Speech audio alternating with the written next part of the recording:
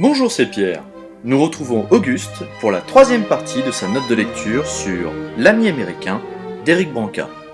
Bonne écoute.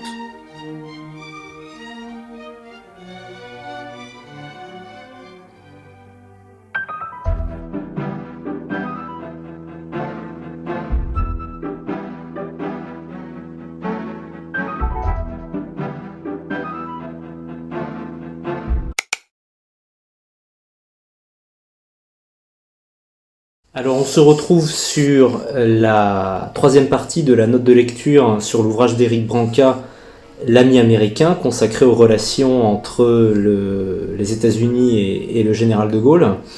Et on reprend au 8e chapitre qui porte à la fois sur la question de l'énergie atomique et de la bombe atomique et sur les relations entre le général de Gaulle notamment et Kennedy. Alors, Éric Branca commence par rappeler que la CIA aurait évoqué la possibilité de l'assassinat du général de Gaulle. Alors, pas dans le sens où la CIA a planifié d'assassiner de Gaulle, hein, on n'est pas du tout là-dedans, mais la possibilité que, notamment après l'Algérie, les gens qui voulaient la peau de Gaulle étaient suffisamment nombreux, motivés et éventuellement dotés des moyens humains et matériels d'agir, pour que l'assassinat de Gaulle soit une hypothèse à prendre en compte. Mais évidemment, la CIA n'a pas planifié l'assassinat de Gaulle en tant que dirigeant adversaire à éliminer. Auquel cas, si jamais de Gaulle, pour une raison ou pour une autre, disparaissait et donc forcément quittait le pouvoir, ça permettrait deux choses pour les États-Unis. Déjà affirmer leur monopole nucléaire dans l'OTAN et pousser et faire parvenir à l'entrée du Royaume-Uni dans le marché commun, que de Gaulle avait refusé, et que Pompidou, on le sait, a accepté par la suite. Et si jamais de Gaulle, pour une raison ou pour une autre, devait quitter abruptement le pouvoir, ce serait Antoine Pinay qui serait l'option préférable. Sachant que, évidemment, la hantise majeure pour les États-Unis, c'est une prise de pouvoir des communistes. Alors, Éric Branca poursuit avec une anecdote assez intéressante. Il évoque un dénommé Pierre Ury, qui est le directeur de la branche Europe de la banque Lehman Brothers, la fameuse banque qui a fait faillite lors de la crise de 2008, et qui est un proche collaborateur de Jean Monnet, encore une fois. Et donc ce monsieur Pierre Ury organise une réunion qui regroupe Antoine Pinay, qui regroupe le radical Maurice Faure, Guy Mollet donc de la SFIO, André Colin du MRP, Georges Levard du syndicat donc CFTC et Robert Botreau de Force ouvrière, dont on a vu que sa généalogie finalement remontait aux États-Unis. Et donc cette réunion organisée par M. Ury, donc collaborateur de Jean Monnet, a pour but de préparer l'après de Gaulle. Okay. Et après cette réunion, Ury va rendre compte à un dénommé Cecil Lyon, ça s'écrit comme la ville de Lyon, L-Y-O-N, qui est le numéro 2 de l'ambassade américaine en France. Éric Branca cite un autre auteur, Vincent Nouzille, qui est assez connu pour ses travaux notamment sur les services secrets, et il dit la chose suivante, à la page 184, je cite, « Vincent Nouzille, qui le premier a exhumé cette note, donc celle qui dit ce dont on vient de parler, résume « En cas de crise, au nom de la prévention d'une guerre civile et des intérêts américains, les États-Unis envisagent sérieusement d'intervenir militairement en France afin d'éviter un putsch néofasciste et de soutenir l'arrivée d'un président atlantiste à l'Élysée. » Voilà donc ce que Éric Branca retire de la note présentée préalablement par Vincent Nouzille. Donc on voit que la question de l'après-de Gaulle, de la succession et de doter la France d'un gouvernement pro-américain est quand même relativement détaillée dans les plans, en tout cas des services secrets américains et de leurs relais. Alors, on est donc au début des années 60, après l'élection de Kennedy qui succède à Eisenhower. Éric Branca nous indique que Harold Macmillan, qui est à l'époque le Premier ministre britannique, invite Kennedy à agir contre de Gaulle. et répand l'idée que la France finalement va trahir l'Alliance Atlantique pour s'allier avec l'URSS. Alors il est à noter, d'après Éric Branca, que la CIA et le Conseil de sécurité nationale aux États-Unis déploient des moyens assez importants pour vérifier justement cette assertion d'une trahison éventuellement de De Gaulle, et pour finalement démentir évidemment cette possibilité-là. Il n'empêche que, étant donné que ça vient du Premier ministre britannique, ça a été cru et ça a consommé un certain nombre de moyens des services de renseignement américains. Éric Branca présente quelques similitudes ensuite entre De Gaulle et Kennedy. Ce sont des catholiques, ce sont des rénovateurs du point de vue politique, et ce sont des gens qui essayent de lutter contre ce qu'il appelle les féodalités. Kennedy effectue sa première visite à l'étranger en France au mois de mai-juin 1961, et il dit la chose suivante, je cite Kennedy, « J'ai trouvé dans le général de Gaulle un conseiller avisé pour l'avenir et un guide éclairé pour l'histoire qu'il a contribué à faire. » Donc on voit un peu l'estime que le jeune Kennedy a pour un personnage qui a déjà eu un impact historique assez considérable, et dont on sait bien évidemment, même ses adversaires le reconnaissent, la profondeur de vue historique et stratégique dont il était doté. Alors, évidemment, les deux hommes ne peuvent pas s'entendre sur tout. La confrontation se fait notamment sur le dossier nucléaire et la question du directoire de l'OTAN, puisqu'on sait qu'avant de quitter le commandement intégré de l'OTAN, De Gaulle voulait tout simplement que la France y tienne un rôle plus important avec une direction qui serait collégiale. Or, Kennedy, on le sait, veut absolument éviter que l'arme nucléaire se répande, puisqu'il était assez phobique de cette diffusion et de son usage. Et puis, il avait malgré tout cette volonté de placer l'Europe en situation de protectorat pour stabiliser le continent.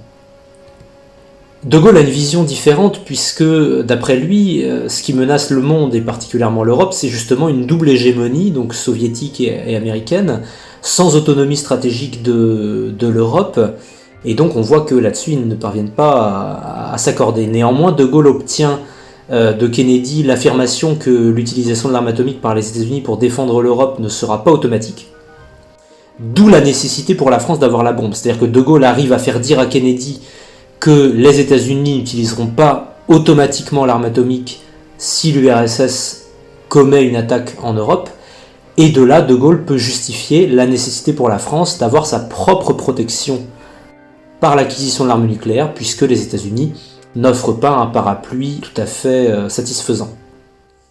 Et par ailleurs, l'Allemagne ayant renoncé à l'acquisition de cette arme et le Royaume-Uni étant dépendant dans son arsenal atomique des États-Unis avec le système de double clé, eh bien la France serait la seule en mesure d'agir de façon tout à fait autonome. Vient ensuite l'épisode évidemment de la crise de Cuba, avec le retour d'un vieux cheval qui est Dean Acheson, l'ancien secrétaire d'État au temps d'Eisenhower.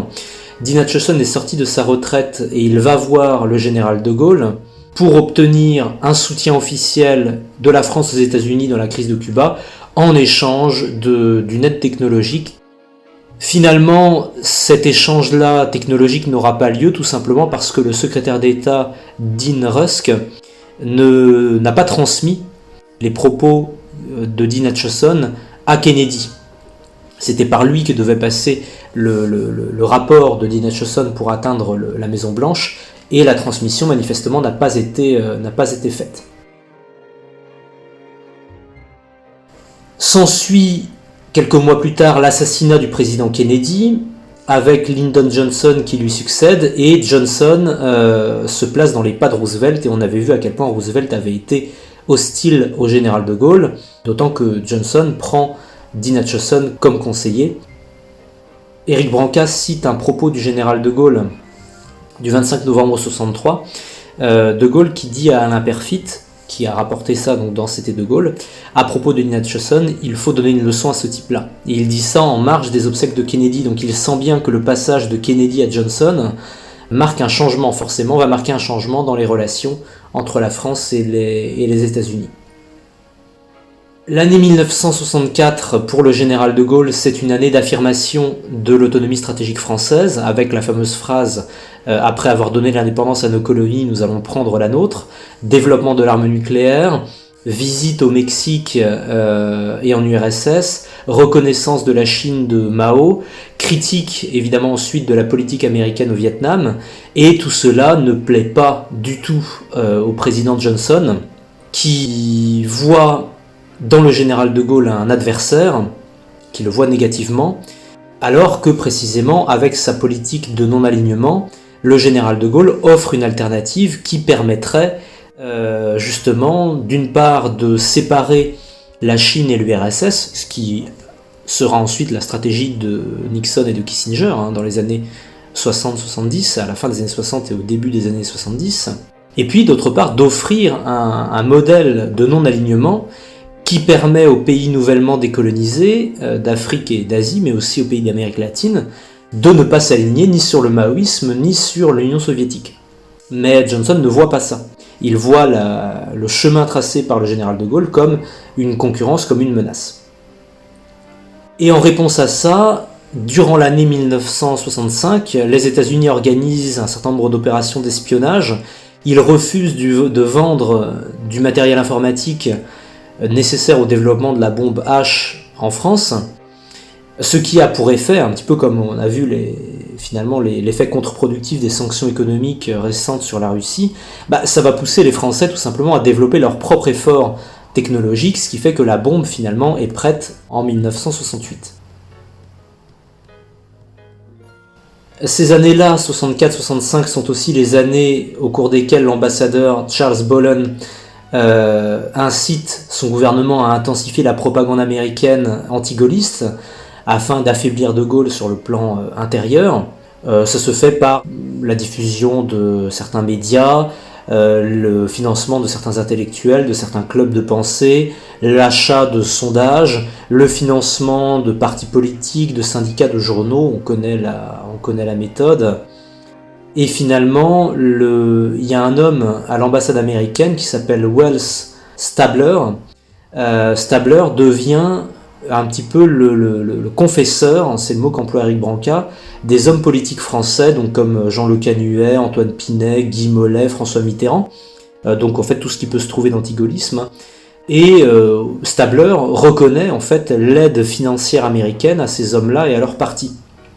L'objectif est que ces gens-là pouvant accéder notamment au niveau parlementaire à un certain nombre de responsabilités, il s'agirait d'obtenir des informations confidentielles, notamment sur l'arme nucléaire française. Alors d'après Éric Branca, cette pression-là mise par les Américains sur les hommes politiques anti-gaullistes en France, cette pression augmente après la réélection de Gaulle en 65 et surtout la sortie du commandement intégré de l'OTAN annoncée en 66. Et apparemment, d'après les déclarations de Wells Stabler, l'homme qui aurait été le plus zélé dans cette collaboration avec les États-Unis, c'était tout simplement François Mitterrand. Alors je cite là le passage que donne Éric Branca, à la page 197 de son livre. Je cite « Le plus zélé à devancer les désirs américains n'est autre que François Mitterrand, qui, fort de ses 45% au second tour de la présidentielle, fait maintenant figure de chef de l'opposition pour les législatives de mars 1967.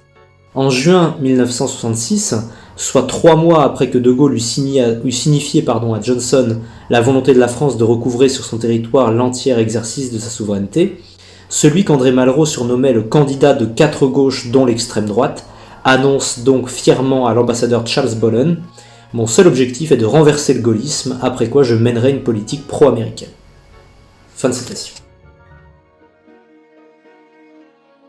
Opposition plus surprenante puisqu'elle vient de l'un des pères de la politique de dissuasion nucléaire française, le général Pierre-Marie Gallois, bien connu. Gallois commet un article, alors là il faut remonter à 1963, il avait commis un article dans le New York Times pour critiquer l'entêtement du général de Gaulle à rechercher l'autonomie nucléaire, ce qui peut paraître assez paradoxal, et il évoque plusieurs défaillances techniques en fait dans la gestion de l'arme nucléaire en France. Et apparemment, d'après Éric Branca, Pierre-Marie Gallois aurait raconté ça à Charles Bollen. Alors De Gaulle a identifié Bollen comme le responsable de ces fuites, mais n'a pas identifié Gallois, puisque son implication finalement paraissait assez paradoxale quand on sait le rôle qu'il a eu dans l'élaboration de la stratégie nucléaire française. Même si Gallois avait par ailleurs été conseiller du général Norstadt qui avait été le commandant en chef adjoint des forces aériennes de l'OTAN à partir de 1953. Enfin, Éric Branca signale l'activité d'un espion américain, alors qui, lui, agit non pas par intérêt ou pour l'argent, mais par idéologie. C'est un monsieur qui s'appelle Jean de la Granville, et qui était vraiment engagé par idéologie finalement, mais qui avait la particularité d'être le chef du service des pactes et des affaires atomiques et spatiales du Quai d'Orsay. Et donc c'est quelqu'un qui en tant que tel avait accès à tous les documents secrets finalement concernant les questions nucléaires et qui aurait fourni beaucoup d'informations sensibles justement au réseau pro-américain, au service américain directement. Ce monsieur de la Granville sa famille était membre de la Société des Cincinnati, dont on avait parlé à l'époque de la Seconde Guerre mondiale, comme la famille de Chambrun, donc liée, elle, à l'époque à Pierre Laval. Par ailleurs, il a été mêlé aux négociations de la Communauté Européenne du Charbon et de l'Acier, la CECA, puis de la CED, la Communauté Européenne de Défense. Pour lui, le responsable de l'échec de la CED, c'est De Gaulle, et il lui en veut pour ça. Alors il devient réellement une taupe pour les Américains après que De Gaulle eut visité l'URSS de Brejnev en 1964 et reconnu la Chine de Mao la même année. Pour lui, il voit De Gaulle comme un suppôt du communisme, et donc par idéologie, il décide de servir directement les Américains. On voit donc que par toute une série de canaux à la fois politiques, syndicaux, mais aussi par des réseaux d'espionnage qui passent par leur ambassade et par leurs services secrets, les États-Unis sont soucieux, durant tout le début des années 60 finalement, de se renseigner et si possible de prendre le contrôle de la politique nucléaire française que De Gaulle veut indépendante, et que cette question-là nucléaire est vraiment un casus belli assez important entre l'administration américaine et la France du général De Gaulle. Éric Branca consacre son 9e chapitre intitulé « René, Antoine, Jean, François, Georges et les autres » à deux questions, la réaction des États-Unis à la politique étrangère de Gaulle à la fin des années 60 et la question de la succession du général de Gaulle dans la politique intérieure française. Alors, il faut, à mon avis, pour comprendre l'essence de ce chapitre, en lire les premières pages, qui sont fort intéressantes, donc aux pages 207-208 du livre d'Éric Branca. Rambouillet, dimanche 29 janvier 1967. Il gèle à pierre fendre, mais le moral des personnalités invitées par De Gaulle à l'une des dernières chasses présidentielles de la saison est au beau fixe. Surtout celui du commandant en chef américain de l'OTAN, Lyman Lemnitzer, que le fondateur de la Ve République n'avait guère habitué jusqu'alors à de telles amabilités. Ne le quittant pas d'une semelle, le général lui trouve même des cibles et, désignant un canard qui vole à sa verticale, lui offre l'occasion d'un superbe coup du roi. Mais alors que Lemnitzer se tourne vers lui pour le remercier, il en oublie la règle numéro 1 de tout bon chasseur, ne pas diriger son arme vers son voisin, surtout quand le deuxième coup n'a pas été tiré. Calmement, De Gaulle détourne le fusil de la main et éclate de rire. « Bravo, général! Mais dites donc, vous seriez bien emmerdé si vous m'aviez tué !» Un peu honteux, l'Américain ne sait plus que faire pour être agréable à De Gaulle, lui apportant ici un sandwich, là un verre de vin chaud. Puis la chasse s'interrompt et avant de passer à table, le général prend Lemnitzer par le bras et le conduisant à l'écart des autres invités, lui fait découvrir dans une salle du château une série de tapisseries représentant les fables de La Fontaine. Devant l'une d'elles, qui représente le loup et l'agneau, De Gaulle s'arrête et commente. Et maintenant, la France ne sera plus jamais un agneau. Lemnitzer ayant ri, son guide prestigieux rit à son tour, et se tournant vers l'amiral Sabag, seul témoin de la scène, il lui dit « S'il rit, c'est qu'il a enfin compris tout ça ». Donc ce passage nous permet de comprendre finalement quel était le projet global en politique étrangère du général de Gaulle. Alors comment tout cela se concrétise et quels impacts est-ce que ça porte sur la politique étrangère française ? Eh bien, en 1967, il y a un accord qui est trouvé, un accord d'évacuation des troupes américaines du territoire français en échange du droit de survoler le territoire. Par contre, il n'y aura pas d'usage des anciennes bases américaines en France en cas de guerre, et le fait que l'administration américaine accepte ça conduit Dean Acheson à démissionner de son poste de conseiller. En politique intérieure française, on retrouve une entente d'à peu près tous les partis, la SFIO, le Centre National des Indépendants, les centristes, le MRP, le Parti communiste, qui sont contre le développement d'une force de frappe nucléaire autonome. Et d'ailleurs, l'année 1966 avait été l'occasion pour François Mitterrand de proposer carrément une motion de censure visant le gouvernement, ayant donné lieu à une vague de propos atlantistes rappelant les sacrifices du débarquement du 6 juin, etc. etc. La critique de De Gaulle passe aussi par René Pleven, l'ancien Français libre, qui a la citation suivante que rapporte Éric Branca. Donc il cite Pleven: « Pour nous, la grandeur d'un pays n'est pas d'avoir les mains libres. » Bon, il faut comprendre, je suppose que ça a un sens. En tout cas, concernant l'ancien poulain des États-Unis, donc Antoine Pinay, alors Pinay paraît grillé pour pro-américanisme. Néanmoins, il avait réussi à rallier les anciens partisans de l'Algérie française par le biais de Jean-Louis Tixier-Vignancourt, le candidat donc en 1965, dont le chef de campagne avait été Jean-Marie Le Pen, via Jacques Izorni, l'avocat du maréchal Pétain, et également de Raoul Salan. La gauche, par pacifisme, est opposée à la bombe. Les centristes sont plongés dans l'idéal fédéraliste européen. Et donc tout cela fait que finalement, en France, il ne se trouve guère de personnalités parfaitement alignées et d'accord et prêtes à soutenir la politique menée par le général de Gaulle. À la fin des années 60, il s'agit de trouver un remplaçant au général de Gaulle qui serait plus accommodant que ce dernier pour les Américains, ce qui n'est pas bien compliqué. 3 noms ressortent: Georges Pompidou, Alain Poher, on sait que ces deux-là seront les candidats au second tour de l'élection de 69, et François Mitterrand. Et les États-Unis se soucient aussi de former des élites, notamment administratives et intellectuelles, pour l'après de Gaulle. On peut peut-être remettre ça en relation avec la formation ultérieure de la French American Foundation. Alors, les réseaux sont tissés par un dénommé William Weingarten, dont on avait déjà parlé. Il arrive à l'ambassade pour remplacer Wells Stabler. Il est jeune à l'époque, Weingarten, puisqu'il a moins de 30 ans quand il arrive à l'ambassade. Il connaît un certain nombre de succès. Il arrive à tirer à lui un certain nombre de responsables. À noter que Jean-Pierre Chevènement est approché par Weingarten, mais refuse justement ce rapprochement-là avec les États-Unis. En revanche, des gens comme Jacques Chirac, Michel Poniatowski ou Dominique Baudis sont approchés avec un peu plus de succès. Alors l'ambassadeur Charles Bollen a une préférence, lui, pour Jean Le Canuet, qui a fait 15% quand même en 1965, grâce à des financements américains via le mouvement européen, et qui est en gros adepte de la vision de Jean Monnet, encore une fois. Donc on retrouve derrière Le Canuet l'inénarrable, l'inoxydable, l'immortel quasiment dans cette histoire, Jean Monnet, et qui est évidemment, Le Canuet est opposé à la stratégie de dissuasion française, c'est un atlantiste complet, donc évidemment c'est le candidat rêvé quelque part pour les États-Unis, et il pose la question suivante, je pense que là ça résume à peu près l'intégralité de la vision du bonhomme: la politique étrangère de la France doit-elle avoir pour objectif primordial l'indépendance du pays? À poser la question, c'est y répondre en l'occurrence.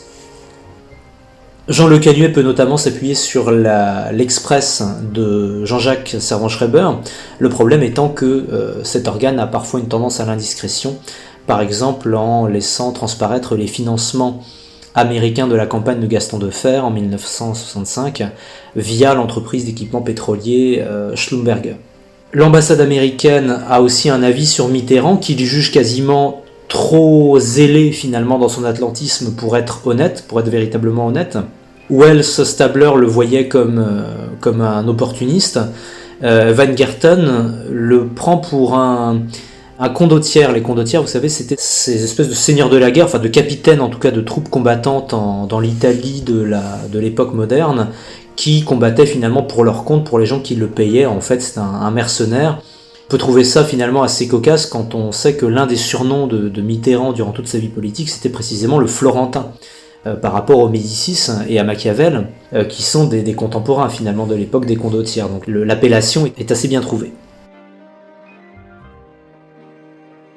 Malgré cet aspect-là d'un Mitterrand opportuniste et pas vraiment sincère dans son engagement, apparemment, d'après Éric Branca, Mitterrand aurait été le candidat privilégié des Américains jusqu'en 1969. Il rencontre plusieurs dignitaires américains en compagnie de son frère, Robert Mitterrand, qui est polytechnicien anticommuniste et membre du Cercle de l'Union interalliée. Mitterrand prononce des conférences à la fin des années 60 aux États-Unis. Robert, son frère, donc, devient PDG de Hydrocarbon Engineering en 1968 et permet à Mitterrand d'approfondir ses contacts avec l'establishment des États-Unis. Au-delà de ces hypothèses de gauche et de centre-gauche, donc Le Canuet et Mitterrand, l'influence américaine se fait aussi sentir jusque dans le sérail gaulliste, puisque après les élections de 1967, qui ont été un petit peu serrées, les barons du gaullisme sont plus critiques vis-à-vis du général de Gaulle. Pompidou prend un certain essor et est regardé avec attention par les États-Unis. Branca évoque aussi Max Brusset, député gaulliste de 1946 à 1958, qui explique, lui carrément à l'ambassade américaine, que finalement le départ du général de Gaulle est devenu nécessaire.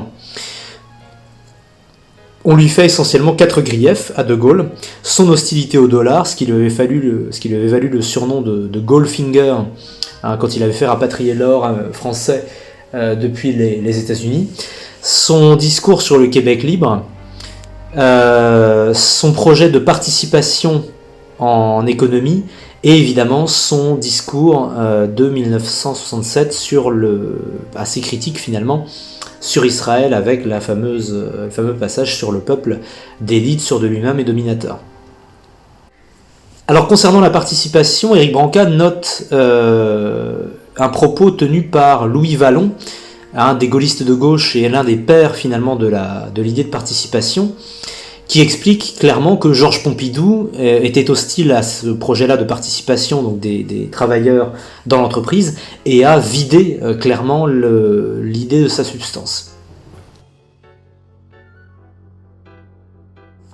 Sur le Québec libre, clairement, il y a des accusations de sénilité de la part de Gaulle, le vieux fou, on ne sait pas ce qu'il fait, etc.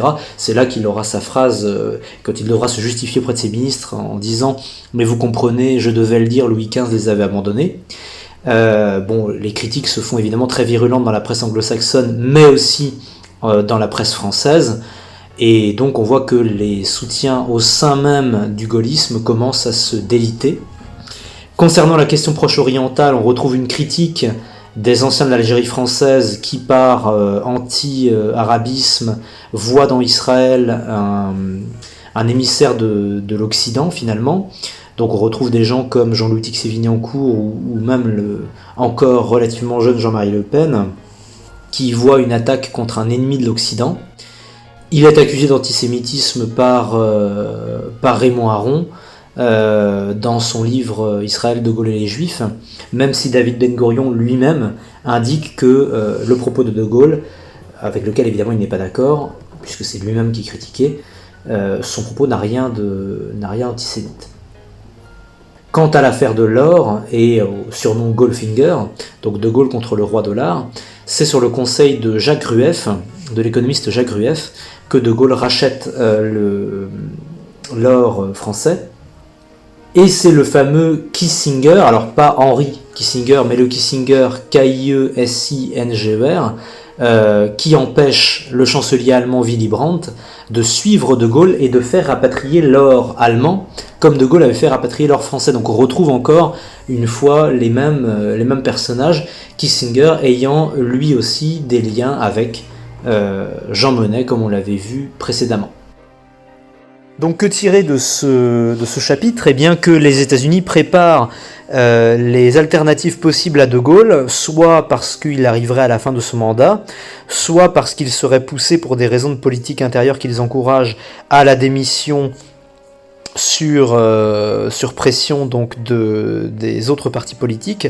Les candidats potentiels à sa succession vont de Georges Pompidou à François Mitterrand en passant par Jean Le Canuet, qui ont tous des liens plus ou moins étroits avec l'ambassade américaine, avec le monde de l'entreprise, avec les services secrets, et que finalement ce qui accentue le fossé à la fin de la période gaulliste entre les États-Unis et le général de Gaulle, c'est essentiellement 4 points: la participation, la politique proche-orientale, la critique de la domination du dollar, et enfin le discours sur le Québec libre. Et on voit que sur ces différents points, les États-Unis peuvent compter sur une critique française et même une critique gaulliste de l'action du général de Gaulle.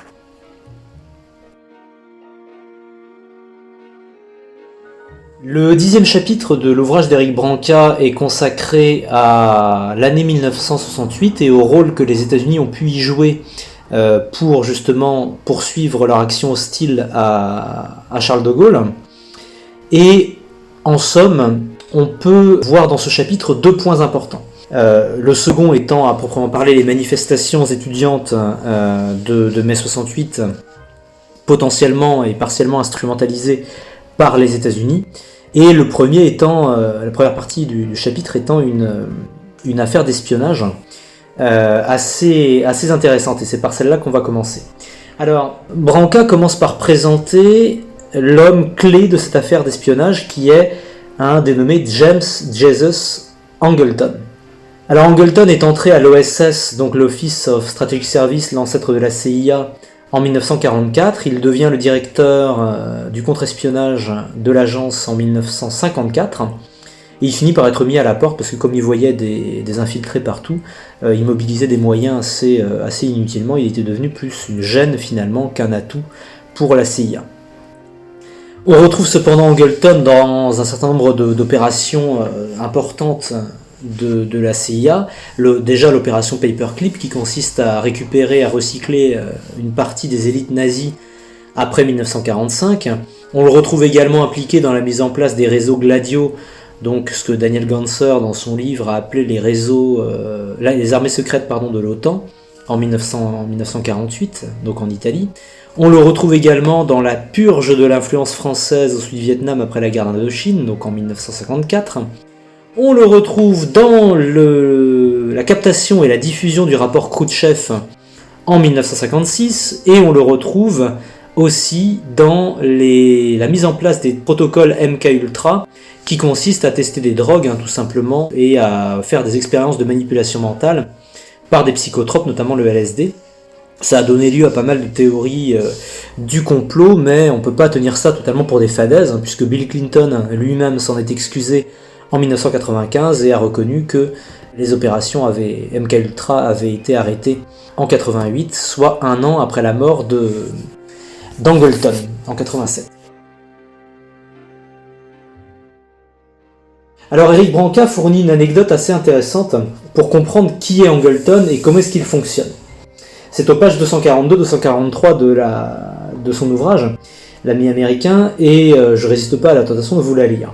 Donc ça se passe à Washington, et ça concerne un journaliste français. Je cite. « Manipuler est d'ailleurs chez lui, donc chez Angleton, une seconde nature, et même avec la culture des orchidées, son seul loisir connu. Le journaliste Michel Enfrol, qui fut de 1963 à 1968, puis en 73-74 le plus célèbre correspondant de l'ERTF, puis de TF1 aux États-Unis, se souvient d'avoir assisté médusé à une scénette qui en dit long sur ce personnage. À Washington, Enfrol fréquentait en effet, sans le savoir, le restaurant préféré d'Angleton. Le rive gauche, au coin de Wisconsin Avenue et de M Street, était alors l'un des établissements les plus huppés de la capitale, tenu par un Français d'origine corse, Blaise Gherardi. Quand le journaliste n'y était pas invité, il lui arrivait d'y déjeuner, en famille avec son épouse et sa fille, âgée de 6 ans en 1968. Et quasiment chaque fois, il recevait le salut discret d'un homme maigre et long, attablé toujours au même endroit, seul le plus souvent, et qui ne touchait quasiment jamais à son repas, occupé qu'il était à scruter l'assistance, le regard aimanté par le moindre mouvement. Toujours assis, le dos au mur, placé de telle sorte qu'il puisse embrasser d'un seul coup d'œil l'entièreté du restaurant, Angleton faisait en quelque sorte partie du décor, sans que nul, à l'exception de Gherardi, ne sache précisément qui il était. Sa photo n'étant, on l'imagine, jamais parue dans la presse, eu égard à ses fonctions. Et voici qu'un jour de la mi-janvier 1968, l'homme couleur de muraille, croisant la fille de Michel Enfrol, donc c'est le journaliste de l'ERTF, sort de sa poche un paquet enrubanné qu'il glisse dans sa main, donc dans la main de la fille de Michel Enfrol. Intrigué, Enfrol s'enquiert de la chose, et s'aperçoit qu'il s'agit d'un petit sac rempli de pierres semi-précieuses. Il se lève pour demander des explications à cet inconnu, au visage devenu cependant familier, mais l'homme a déjà disparu. « Qui est-ce » demande-t-il à Blaise Gherardi, lequel lui répond en baissant la voix « Jim Angleton ». Aussitôt rentré dans les bureaux de l'ERTF, Enfrol décroche son téléphone et obtient sans la moindre difficulté le secrétariat d'Angleton, puis Angleton lui-même, lequel lui explique que sa fille, qu'il a en quelque sorte vu grandir au fil de ses déjeuners aux rives gauches, lui manquera quand elle sera rentrée à Paris. D'où ce petit cadeau d'adieu. Pourquoi d'adieu ? Parce que je sais, lui explique Angleton, que vous rentrez en France à la fin du mois et que nous ne nous reverrons plus. Et d'ajouter, je sais aussi que vous allez être nommé prochainement correspondant de la télévision française en Italie. Passez voir ma sœur, elle vit à Rome et vous recevra volontiers. Ainsi, Enfrol s'était-il bien malgré lui retrouvé destinataire d'un cadeau du numéro 2 de la CIA, qui en quelques phrases lui signifiait qu'il savait tout de sa vie personnelle et professionnelle, au cas où. En l'espèce, Angleton ne se rappela jamais au beau souvenir d'Enfrol, mais le message n'en était pas moins clair. S'il advenait que ce journaliste français, connu pour ses sentiments gaullistes, s'avise de trop déplaire à la Maison-Blanche, il se trouverait toujours un faux témoin pour lui rappeler que, du temps où il déjeunait chez Blaise Gherardi, il connaissait suffisamment Angleton pour que ce dernier fasse des cadeaux à sa fille. Voilà le fonctionnement de ce monsieur Angleton. En ce qui concerne l'année 68, Angleton propose à Johnson de faire une révélation qui servirait à discréditer De Gaulle. Cette révélation consiste à dire en fait que, autour de Gaulle, gravite un réseau d'espionnage au service de Moscou, de l'Union soviétique. Et que ce réseau d'espionnage serait orchestré par Jacques Foccart. Jacques Foccart, le monsieur France-Afrique bien connu, qui était au passage détesté lui-même aux États-Unis parce qu'il maintenait des réseaux d'influence française contre les influences soviétiques et américaines. Angleton propose de diffuser ça aux États-Unis dans le Life Magazine, qui a 20 millions de lecteurs quand même, et en France dans l'hebdomadaire antigaulliste Minute, fondé donc par des antigaullistes après l'Algérie française, et qui est avec Rivarol à l'époque l'hebdomadaire finalement de l'extrême droite française. Angleton ne sort pas ce scénario de, en gros, Paris ni d'espions soviétiques de sa poche. Il le tire d'un Français qu'il faut présenter, qui s'appelle Philippe Thiraud de Vosjoli, V-O-S-J-O-L-I, qui a été, alors c'est pas n'importe qui, ça a été le chef du renseignement français aux États-Unis de 51 à 63. Et donc le plan, c'est d'utiliser les révélations qu'a faites Vosjoli contre De Gaulle et de les faire coïncider avec les manifs étudiantes de façon à vraiment achever en quelque sorte l'autorité du général. Seulement le fait est que les révélations sont faites et que Minute le diffuse trop tôt, donc ça perd un peu en effet. Et il faut revenir néanmoins sur ce monsieur de Vosjoli.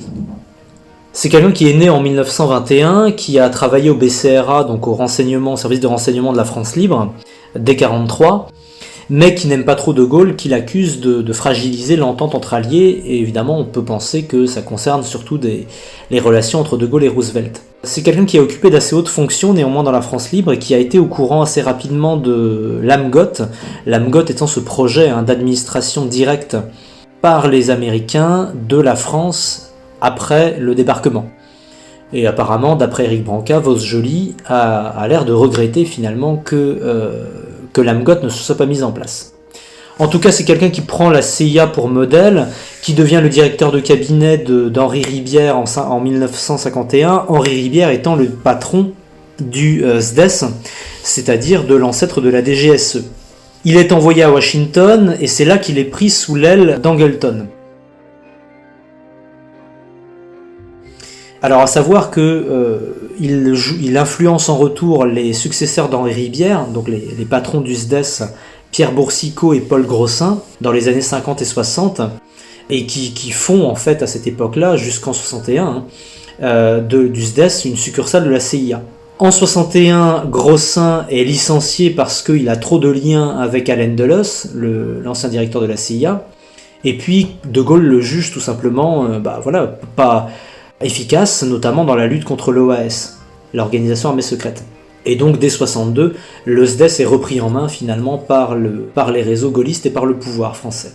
Ce qui cause la rupture de Vosjoli avec son service, avec le SDES, mais il reste aux États-Unis, sous la protection d'Angleton, qui l'envoie notamment à Cuba pour recruter des anticastristes. Donc on voit là que c'est devenu en fait un agent de la CIA qui ne dit pas son nom. Et il est définitivement retourné, c'est-à-dire mis au service de la CIA, en 62-63, quand Angleton lui présente un dissident soviétique qui s'appelle Golitsyn, surnommé Martel.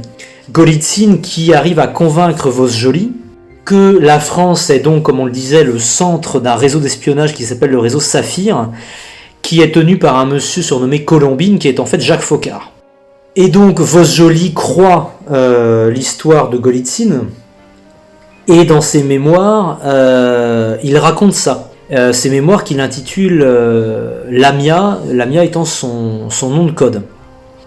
Et les Américains prennent les mémoires de Vosjoli, qui eux-mêmes s'inspirent des fausses rumeurs de Golitsyn. Golitsyn qui faisait ça simplement pour rester protégé par la CIA, en fait, il n'y avait pas un début de démonstration. Enfin bref, donc Vosjoli gobe les histoires de Golitsyn, les raconte dans ses mémoires, et Angleton a l'idée d'appeler Alfred Hitchcock pour faire un film basé sur les mémoires de Vosjoli, film qui s'appelle Topaz, en référence au réseau Saphir. Les scénaristes sont entre autres, il y a Léon Uris, mais il y a aussi Angleton et Vosjoli eux-mêmes qui écrivent le scénario du film d'Hitchcock, qui fait un bide, globalement. C'est un échec commercial, ça ne fonctionne pas. Mais on voit bien la tentative là, par Angleton via Vosjoli, de monter une affaire finalement qui accuse De Gaulle d'être manipulé par Foccart, Foccart étant à la tête lui-même d'un réseau d'espionnage soviétique. Voilà. Bon, au final, ça finit par rater, mais on voit que l'année 68 ne se limite pas aux événements de mai et que par ailleurs, ces affaires-là d'espionnage montrent que les États-Unis tentent à peu près tout pour couler De Gaulle.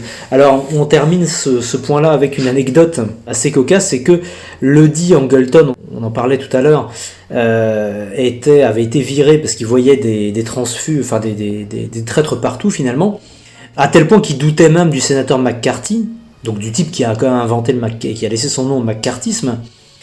Apparemment, le seul dont il n'a jamais remis en cause la confiance, c'est Kim Philby. Kim Philby, qui est l'espion soviétique du siècle. Et donc, il est possible que les soviétiques, en fait, aient compris la paranoïa d'Angleton et qu'ils l'aient utilisé pour désorganiser la CIA. Voilà donc l'homme qui a tenté, par cette affaire d'espionnage, d'affaiblir le pouvoir du général de Gaulle. Après cette affaire du pseudo-réseau Saphir, Angleton-Vosjoli, Éric Branca revient sur les événements de mai 68 à proprement parler, et il commence par évoquer l'hypothèse qui avait été soulevée par Georges Pompidou soi-même, c'est-à-dire que les États-Unis ont, vu d'un bon œil, voire ont encouragé, voire ont partiellement organisé les événements de mai 68, notamment la dimension étudiante des manifestations, dans le but de troubler en fait les négociations sur le Vietnam qui avaient lieu à Paris. Alors je vous livre un passage du livre de Branca à la page 262 qui reprend une déclaration de Pompidou. Je cite Branca. Après avoir rendu hommage à l'UNEF pour son sens des responsabilités qui a permis pour l'instant de marginaliser ceux qu'on commence à appeler les casseurs, le voici, donc Georges Pompidou, qui soudain quitte son habituelle bonhomie et fait depuis la tribune de l'Assemblée nationale cette étrange déclaration. Branca cite Pompidou. Mais il n'y avait pas que des étudiants de l'UNEF, il y avait aussi ces anarchistes qui ne devraient pas s'étonner que la société et l'État qu'ils prétendent détruire cherchent à se défendre.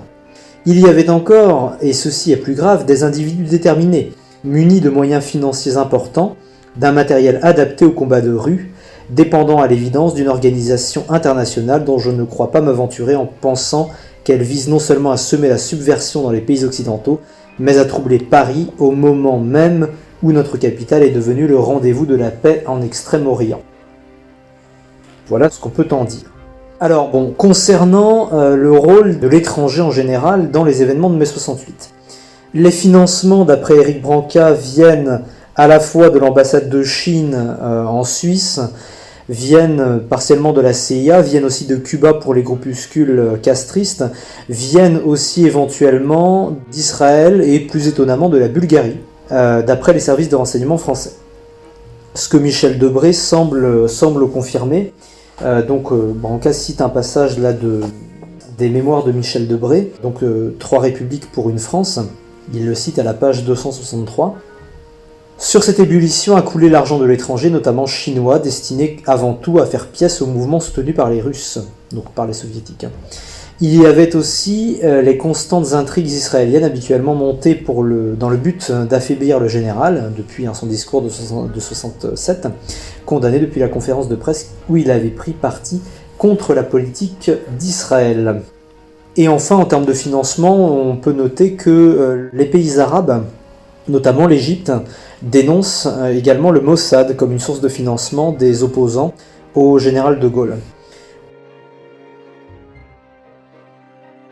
Pour revenir au cas plus spécifique des États-Unis, manifestement la CIA s'est intéressée assez rapidement au mouvement du 22 mars de Daniel Cohn-Bendit, qui était à la fois hostile à l'Union soviétique et à la Chine. On est en 68, donc la bascule en termes de politique étrangère qui va être initiée par Kissinger, de jouer la Chine en fait contre l'URSS, n'est pas encore active. Donc finalement, Cohn-Bendit paraît, avec son mouvement du 22 mars, le candidat idéal pour être un opposant finalement à l'ensemble des adversaires des Américains, De Gaulle, la Chine et l'URSS.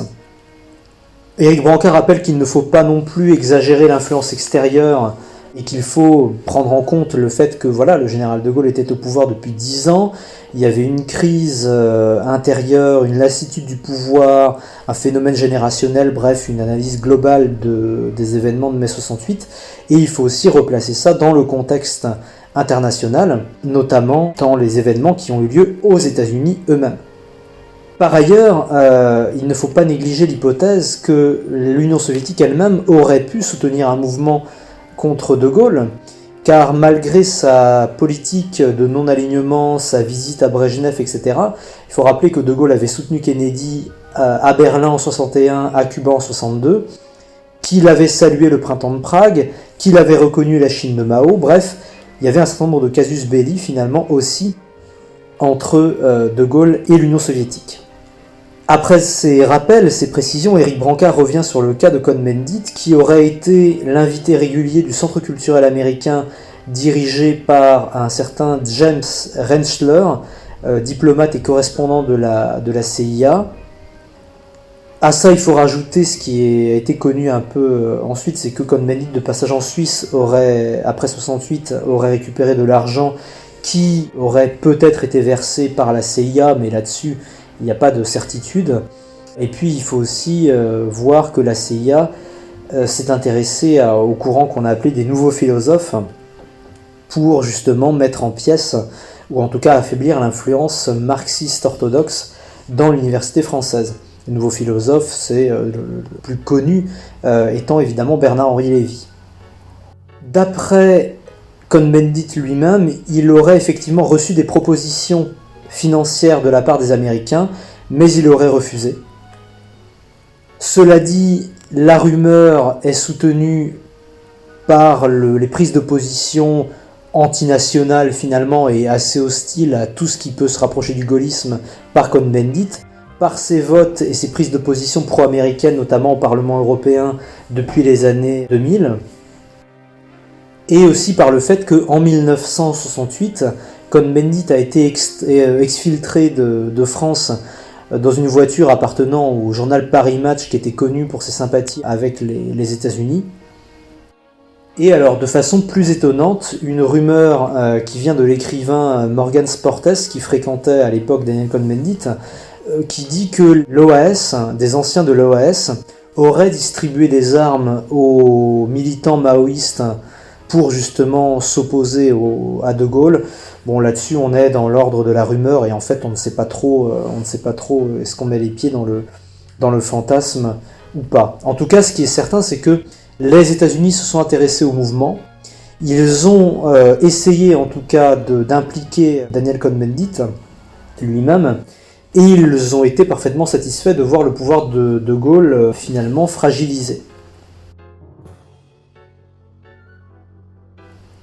Et d'ailleurs, à ce sujet, Éric Branca a l'occasion de citer à nouveau Vincent Nouzil, lequel cite une dépêche de l'ambassadeur américain Shriver, datée du 29 mai donc, 1968, une dépêche qu'il envoie au secrétaire d'État Dean Rusk, et dans lequel il explique en gros que même si une gauche non mitterrandienne, on rappelle que Mitterrand était le candidat finalement des Américains jusqu'à la fin des années 60, même si une gauche non mitterrandienne, non contrôlée, arrivait au pouvoir, bon, c'était pas le nec plus ultra, mais si ça permettait de se débarrasser de De Gaulle, c'était largement suffisant. Alors, je cite ce passage-là d'Éric Branca à la page 267. Donc, si les Américains sont inquiets de voir la France livrée au chaos dont ils redoutent qu'il profite à la gauche de la gauche, comprendre une gauche de Front Populaire qui échapperait au contrôle de François Mitterrand, cette crainte est largement compensée par la satisfaction qu'ils éprouvent de voir De Gaulle en difficulté. Et cela les conduit à prendre leur désir pour des réalités, comme le démontre cette dépêche de l'ambassadeur Shriver, en date du 29 mai, jour où le général disparaît sans prévenir Pompidou, pour prendre le pouls de l'armée à Baden-Baden, en rendant visite, comme on le sait, à Massu. Qu'il ait fui ou qu'il revienne, affirme-t-il, donc il c'est Shriver, De Gaulle est fini, ce qui donne sous la plume du secrétaire d'État Dean Rusk cette note adressée à Johnson. Nos informations de ce matin indiquent que le général de Gaulle annoncera demain sa démission de son poste de président. La raison apparente de sa décision est sa profonde désillusion dans sa propre capacité à surmonter les difficultés présentes et à restaurer l'ordre social et politique, ainsi qu'à recréer un large consensus en faveur de son leadership. Donc on voit vraiment que les événements de mai 68 ont donné finalement aux États-Unis les espoirs enfin d'une démission de Gaulle et d'être débarrassé de lui par la crise sociale et politique ouverte par les événements de 68. Comme on le sait, il n'en a rien été et le général de Gaulle a pu réaffirmer temporairement son pouvoir, mais pour une période assez brève, jusqu'à sa démission donc en 1969. Éric Branca consacre son 11e chapitre, intitulé La symphonie inachevée, à la rencontre, quelque part la rencontre manquée entre le général de Gaulle et le président Nixon.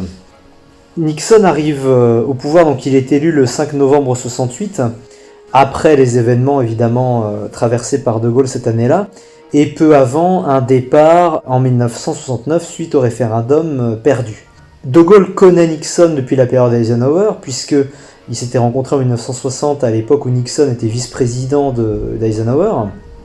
Il estime Nixon, il pressent que Nixon a un côté anticonformiste, les deux se méfient des lobbies et des intrigues parlementaires. En fait, dès avant la nomination de Nixon comme vice-président, De Gaulle avait dit à Pompidou que un jour il finirait président. Quant à Nixon, il considère De Gaulle comme étant, je cite, l'homme le plus clairvoyant de notre siècle. Apparemment, Nixon avait 2 livres vraiment importants, Les Mémoires de guerre de Gaulle et La guerre des Gaules de Jules César, et son livre de chevet était Le fil de l'épée de Gaulle. Il apprécie particulièrement la culture historique de Gaulle, notamment sur les États-Unis. Alors en 1963, donc bien avant son élection au poste de président, Nixon est invité par De Gaulle en France, à titre privé, parce qu'il était en voyage familial tout simplement en Europe. C'est au cours de ce voyage en 1963 que De Gaulle conseille à Nixon de reconnaître la Chine avant d'attendre sa montée en puissance, justement, qui paraît inévitable.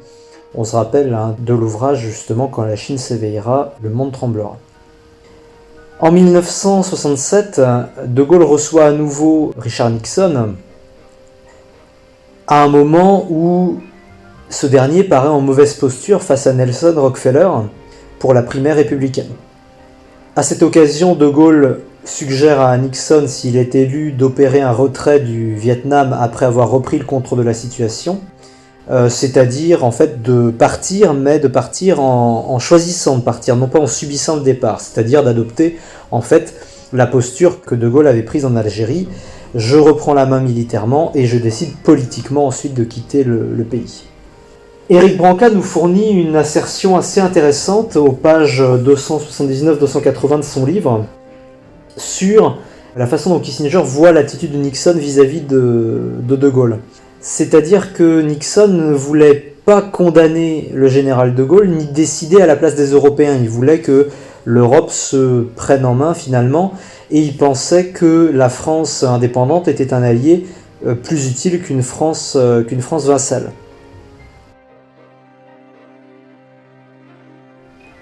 Alors je cite le passage des mémoires de Kissinger relevé par Éric Branca. Kissinger qui parle. Comme je l'ai indiqué, je ne me suis jamais associé à la condamnation du général de Gaulle. Je pensais à vrai dire que notre politique européenne des années 1960 avait été en général mal conçue. J'avais l'impression que nous montrions extraordinairement insensibles aux problèmes psychologiques d'un pays comme la France, qui s'était à grand-peine remise de 2 guerres mondiales, avait connu l'humiliation en 1940 et qui en 1958, 1960 et 1962 avait frôlé la guerre civile. Le grand mérite de Gaulle fut de redonner à la France la confiance en elle-même.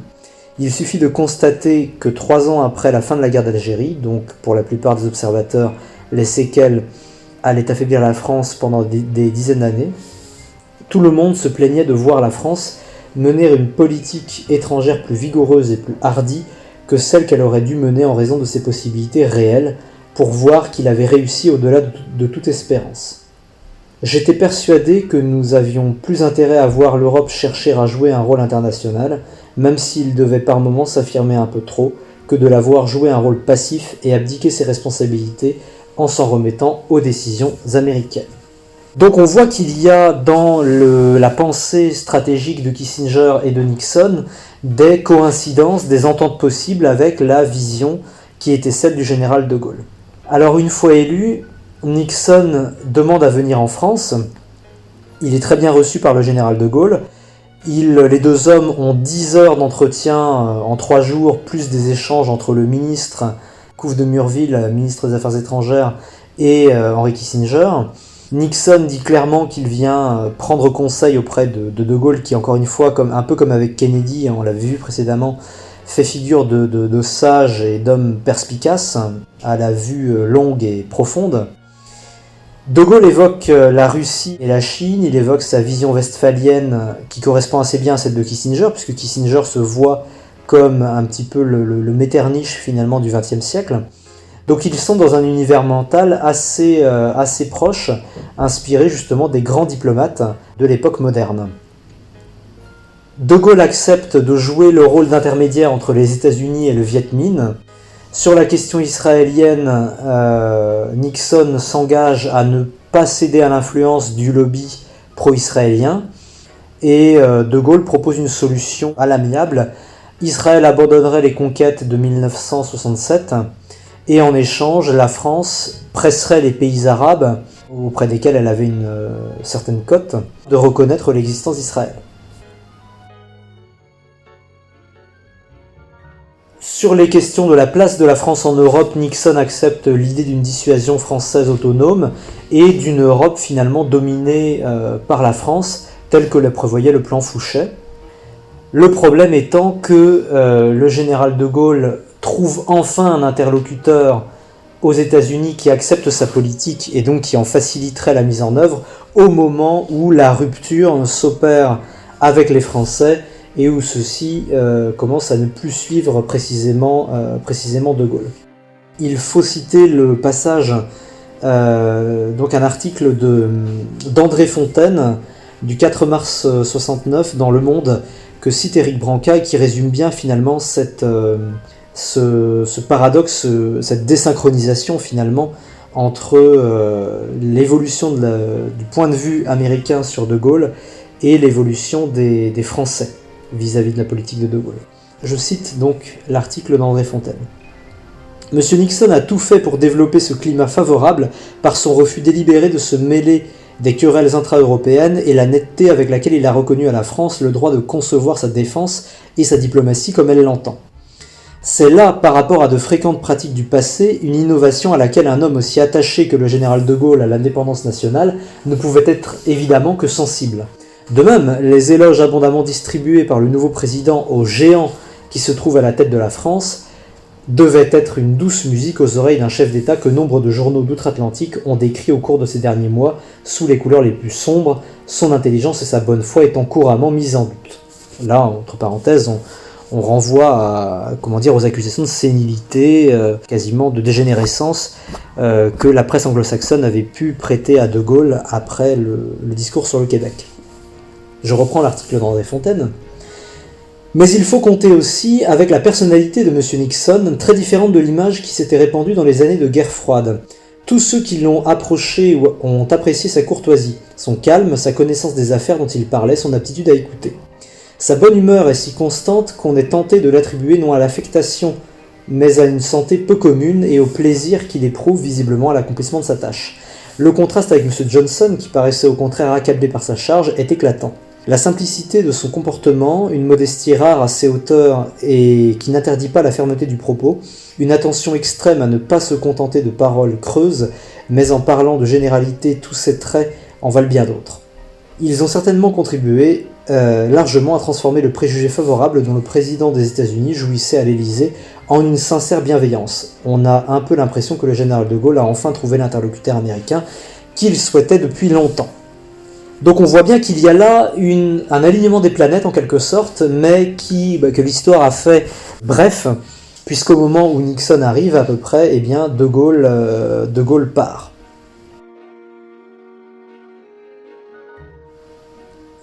Suite au référendum du 27 avril 1969 sur le Sénat et les régions, donc le général de Gaulle annonce sa démission. Et c'est l'occasion pour le tandem Nixon-Kissinger de faire un bilan finalement de ces quelques mois passés dans une sorte de lune de miel diplomatique. Kissinger fait ainsi le bilan du général de Gaulle, qui était d'après lui-même le seul homme qu'il ait rencontré, et Dieu sait qu'il en a vu et qu'il en voit encore, le seul homme qui l'ait impressionné. Voici ce que Kissinger dit de Gaulle. Il exsudait l'autorité. Sa présence était telle à la réception offerte par Nixon qu'il fut le point de mire de toute l'assistance. D'autres chefs de gouvernement et de nombreux sénateurs qui proclamaient généralement leur antipathie pour les généraux autoritaires se pressaient autour de lui et le regardaient comme une bête curieuse. On avait l'impression que s'il se dirigeait vers une fenêtre, le centre de la pièce se déplacerait et tout le monde basculerait dans le jardin.